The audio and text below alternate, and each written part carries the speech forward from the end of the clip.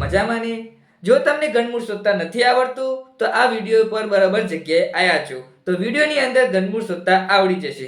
તો વિડીયોની અંત સુધી બને રહેજો તો આવડી જશે. તો ચાલો વિડીયો તરફ. હેલો મિત્રો, આજે આપણે જોઈશું ધોરણ 8 વિષય ગણિત ચેપ્ટર નંબર 6 ઘન અને ઘનમૂળ અને સ્વાધ્યાય 6.2 ની અંદર પ્રશ્ન 1 ની અંદર પાર્ટ 2 જોઈશું. પાર્ટ એ ની અંદર કેટલાક એક્ઝામ્પલ મેં સમજાવ્યા હતા, એને જોઈને વિડીયો તરફ આવજો. તો સૌપ્રથમ પાર્ટ 2 ની અંદર ચોથા નંબરનું એક્ઝામ્પલ જોઈશું. શું શોધવાનું છે એની વાત કરીએ તો સંખ્યાનું ઘનમૂળ આપેલું છે. ઘનમૂળ આપણે શોધવાનું થશે, પણ અવિભાજ્ય અવયવીકરણની રીતે શોધવાનું. ઘનમૂળ શોધવાનું પણ અવિભાજ્ય અવયવીકરણની રીતે શોધવાનું. તો ઘનમૂળ શોધતા શીખીશું. ધારો કે ઘનમૂળ આપણને 27000 આપેલું છે. બુકની અંદર ભલે 27000 ડાયરેક્ટ આવી રીતે આલ્યો, પણ ઘનમૂળ હંમેશા આવી રીતે જ લખાય. 27000 ઘનમૂળમાં 27000.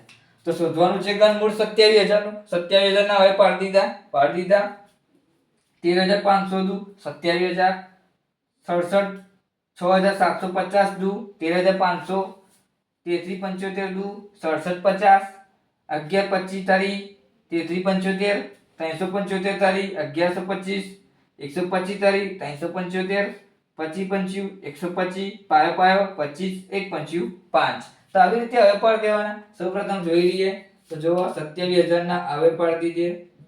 એની વાત કરીએ, છેલ્લા બગડા 3 બગડા 3 તગડા અને 5 તગડા. છેલ્લા છે 5 3 વખત. તો જો આપણે જાણીએ છીએ કે ઘનમૂળ એટલે શું? એટલે કે ઘન પૂર્ણ ઘન સંખ્યા કોને કહેવાય? એક પ્રકારની કોઈ પણ એક સંખ્યા એને 3 વખત ગુણવામાં આવતી હોય એને પૂર્ણ ઘન સંખ્યા કહેવાય. એને ઘનમૂળ બનાવવા માટે ઘન તો હોવો જોઈએ જ. તો ઘન બનાવવા માટે સૌપ્રથમ એક સંખ્યાને આપણે 3 વખત ગુણતો હોવો જોઈએ. 3 વખત થઈ ગયું, આને 3 વખત થઈ ગયું, આને પણ 3 વખત થઈ ગયું. તો 2 છે 3 વખત ગુણ્યા 3 વખત સંખ્યા ગુણે છે એકબીજાને. 3 છે એ પણ એક સંખ્યાને 3 વખત ગુણે છે અને 5 પણ 3 વખત ગુણેલી સંખ્યા છે. તો જુઓ, તો આપણે લેવાનું શું શું છે? 27000 ઘનમૂળની અંદર 27000 ઘનમૂળની અંદર. તો આપણે એવું કહી શકીએ, તો આ લખી દીધું. હવે આ 2 3 વખત ગુણશે એકબીજાને. 2 3 એક સંખ્યા કોઈ પણ એક સંખ્યા 3 વખત ગુણેલી હોવી જોઈએ. તો આ 3 વખત ગુણે તો એને 2 લખી દઈશું. એક વખત 2 લખવાના. કેમ કે કોઈ પણ એક સંખ્યા 3 વખત ગુણે એનો ઘન કહેવાય. 3 વખત ગુણે છે તો લખી દઈએ 3. 5 3 વખત ગુણે છે 5 લખી દીધા. હવે જો એનો ગુણાકાર કરી દઈએ. 5 તારી 15 15 દુ 30. તો આનું 27 નું ઘનમૂળ શું નીકળશે? 27000 ઘનમૂળ આવશે 30. 27000 નું ઘનમૂળ આપણને 30 મળશે. કેટલો મળશે? 30. તો આવી મોટી સંખ્યાનું પણ ઘનમૂળ કાઢી શકાય છે, પણ અવિભાજ્ય અવિકરણની રીતે કાઢી શકાય. અવિભાજ્ય અવયવીકરણની રીતે કાઢી શકાય. તો આવી 27000 નું ઘનમૂળ આપણે 30 મળ્યું કહેવાય. હવે બીજું એક્ઝામ્પલ નંબર 5 15625. હવે મોટી સંખ્યાઓ બુકની અંદર કે નવનીતની અંદર મોટી સંખ્યાઓ જ આપેલી છે, એનું ઘનમૂળ આપણે શોધવાનું છે. તો ઘનમૂળ શોધતા આપણને આવડી ચૂકે છે. ના આવડ્યું હોય તો મિત્રો આગળનો વિડીયો જોઈ લેજો. આગળનો વિડીયો જોઈને જ આ વિડીયો તરફ આવજો અને ચેનલને સબસ્ક્રાઇબ કરી દેજો, લાઈક કરી દેજો અને કોમેન્ટ કરીને જણાવો કે વિડીયો કેવો લાગે છે. તો આજના વિડીયોની અંદર બન્યા રહેજો. તો 15625 આપેલી છે સંખ્યા. તો આવી રીતે 15625 ના અવયવ પાડી દેવાના. હવે 1300 એટલે કે 31 25 25 15625 625 31 25 125 625 25 125 પાયો 25 અને 1 25 5. તો જોઈએ 15625 ના આપણે અવયવ પાડી દીધા. અવયવ લખી દઈએ 5 5. કેટલી વખત છે? 5 6 વખત લખી દીધા. હવે એક સંખ્યાને આપણે 3 વખત ગુણવાની છે. તો જો જોડી બની છે, એક જોડી બની અને આ બીજી જોડી બની. તો એક સંખ્યાને આપણે 3 વખત ગુણાકાર કરવો જોઈએ. એટલે કે જરૂરી છે એક સંખ્યાને કોઈ પણ 3 સંખ્યા વડે એક સંખ્યાને વારંવાર 3 વખત ગુણવાથી પૂર્ણ ઘન સંખ્યા બની. એટલે કે પૂર્ણ ઘન સંખ્યા હશે એનું ઘનમૂળ નીકળશે. તો સૌપ્રથમ બની જઈ. હવે આપણે 15625 છે આલ્યા એને આપણે ઘનમૂળમાં દર્શાવી દઈએ. તો ઘનમૂળ, હવે એનું ઘનમૂળ કાઢવા માટે કેટલી જોડી બની? 2. તો 5 ની એક જોડી અને બીજા 5 ની બીજી જોડી, તો પાયો પાયો 25. તો આનું કોનું ઘનમૂળ નીકળ્યું? 15625 નું ઘનમૂળ કેટલું નીકળ્યું? 25. તો આવી રીતે શોર્ટ ટ્રીક ની અંદર તમે શોધી શકો છો. ખાલી અવયવ પાડતા આવડવું જોઈએ. તો અવયવ પાડતા આવડશે તો બધું આવડશે. એક્ઝામ્પલ નંબર 6 જોઈશું, 13824.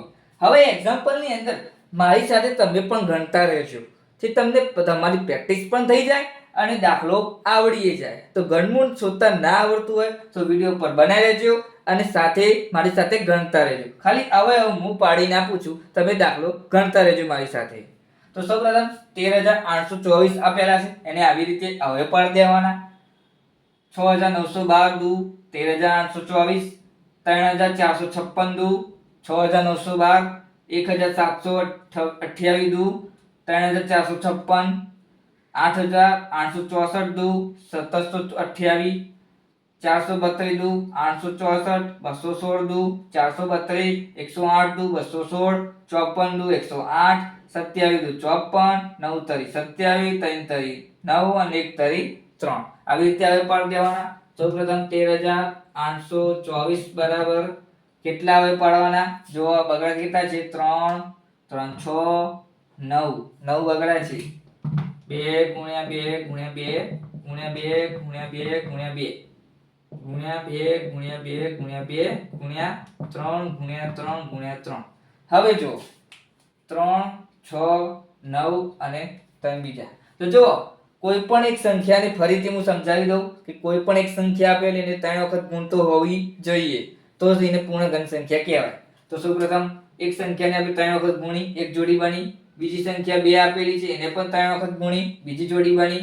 બીજી બે સંખ્યા આલી, એને પણ 3 વખત જોડી, એને પણ જોડી બની, તો ત્રીજી જોડી.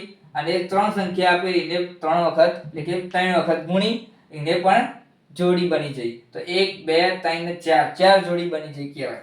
તો આપણે એવું કહી શકીએ કે 13824 એ ઘનમૂળની અંદર આપણે એનું કરીએ તો 2 ની જોડીની અંદર 2 લખીશું, 2 ની જોડીની અંદર 2 લખીશું, 2 ની જોડીની અંદર 2 લખીશું, 3 ની જોડીની અંદર 3 લખીશું. બરોબર. હવે શું કરશું? તો એનું ગુણાકાર કરી દઈએ. પહેલા સૌપ્રથમ 13824 લખીએ, એનું ઘનમૂળ નીકળશે કેટલું? 3 દુ 6, 6 દુ 12, 12 દુ 24. તો એનું ઘનમૂળ કેટલું નીકળ્યું? 13824 નું ઘનમૂળ 24 નીકળ્યું કહેવાય. કેટલું નીકળ્યું કહેવાય? 13824 નું ઘનમૂળ 24 નીકળ્યું, એટલે કે 24 એનો આન્સર મળ્યો કહેવાય. તો વિડિયોની અંદર તમે જોતા રહેશો તો આવડી જશે. ધ્યાનપૂર્વક જોવો અને દાખલો મારી સાથે ગણતા રહો તો આવડી જશે. તો 13824 નું ઘનમૂળ આપણને 24 મળ્યું કહેવાય. નંબર 7 એટલે કે 91125 જોઈશું. 91125 ના આપણે આવી રીતે અવયવ પાડી દીધા. હવે 30375 તરી 91125, 10125 તરી 30375, 3375 into 3 કરશો એટલે 10125 મળશે. 1125 તરી 3375, 375 તરી 1125, 125 તરી 375, 25 25 125, પાયો પાયો 25 અને 1 પંચ્યું 5. હવે જોઈએ આવી રીતે અવયવ પાડી દીધા. આપણે લખી દઈએ 91125 ના અવયવ લખીએ. કેટલા છે? 3 6 6 આલે 3 3 6 વખત તગડા છે અને પાંચડા પણ 3 વખત છે. બરોબર. હવે જોઈએ, હવે આપણે કહી શકીએ કઈ રીતે કહી શકીએ કે પૂર્ણ ઘન સંખ્યા છે. તો જુઓ 3 ને આપણે કેટલી વખત ગુણ્યા છે? 3 વખત. તો આ એક પૂર્ણ સંખ્યા બની, પૂર્ણ ઘન સંખ્યા બની. આને પણ 3 વખત ગુણ્યા, પૂર્ણ ઘન સંખ્યા બની. અને 5 એ પણ પૂર્ણ ઘન સંખ્યા બની. તો તેમ તે એ કોઈ પણ એક સંખ્યા 3 વખત ગુણતી હોય તો એને પૂર્ણ ઘન સંખ્યા કહેવાય. તો આ એક જોડી બની, આ બીજી જોડી અને આ ત્રીજી જોડી બની. તો આપણે આવી રીતે લખી દઈએ કે 91125 ને નું ઘનમૂળ 3 ને એક સંખ્યા વડે ગુણીશું, એક જોડી, બીજી 3 ની જોડી અને 5 ની જોડી લખી દીધું. હવે આપણે શું કરીશું? 91125 નું ઘનમૂળ કાઢીએ તો 5 તરી 15, 15 તરી 45. તો આન્સર મળ્યો 45. તો તો 91,125 નું ઘનમૂળ કાઢીશું તો 45 આન્સર મળશે. તો આ એનો આન્સર. તો વિડીયોને આપણે આટલે સુધી રાખીએ છીએ. વિડીયો ગમે તો લાઈક શેર અને કોમેન્ટ કરીને જણાવો કે વિડીયો કેવો લાગ્યો. તો આવતા વિડીયોની અંદર આપણે મળીશું નવી ટીકની સાથે, નવા એક્ઝામ્પલની સાથે. જય સચિવ.